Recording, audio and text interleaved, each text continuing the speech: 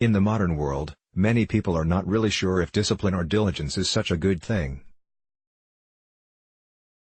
It makes people feel as though they have to act in a certain way, as if they are being somehow controlled, rather than living as freely as they choose. Many of us view it as an attempt at regimentation, almost an attack on our free will. We can embrace diligence by viewing it from a slightly different angle, one that reminds us that it is with discipline that the truly wonderful musicians practice so that they may give us such pleasure and joy. If we engage discipline within ourselves, then we are able to train our minds so that we can calm our wandering thoughts.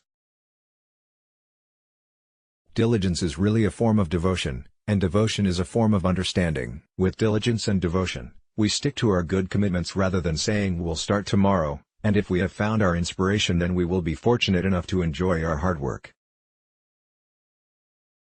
Since it is so difficult to practice discipline by ourselves without any help, prophets and other divine beings were forced to propose edicts, to give constitutions and tell you what you should and should not do. These are helpful but sometimes feel like a kind of burden. You want to drink something but cannot do so according to the teaching. Whatever you want to eat, it seems that it is not allowed. This is why it is so freeing to develop the aspiring mind, as you then begin to know spontaneously what discipline is, rather than having to be told. The great Indian master Asanga was practicing on Maitreya. After practicing for 3 years, he hadn't gained anything. As he came down from his retreat, he saw a man rubbing a big iron rod with a piece of cotton. Seeing how hard he was working, Asanga asked what the man was doing.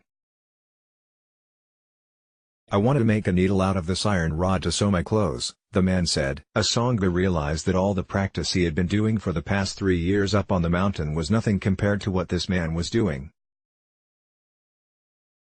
Discipline is an attitude, it is not a gift from nature. It is not something you are born with. So the good part is that almost everyone can learn to be disciplined.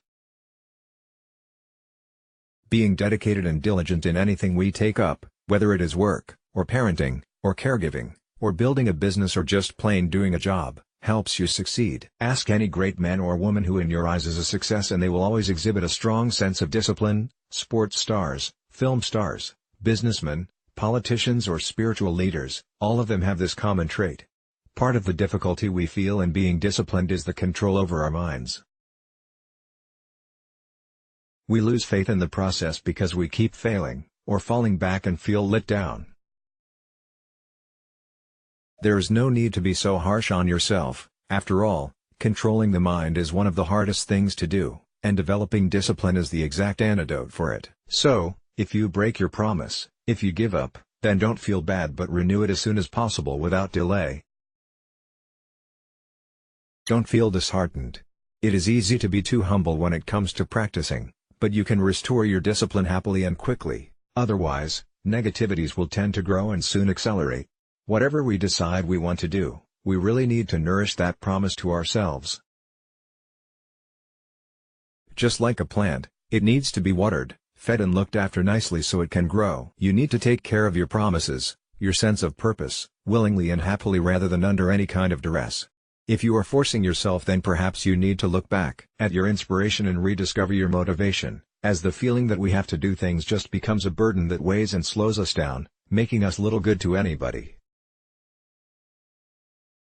We may get through life fulfilling our obligations, but it isn't nice, and by opening up your heart and mind you will discover there is another way. The author is the spiritual head of the 1,000-year-old Drukpa order based in the Himalayas. Let's block ads. Why?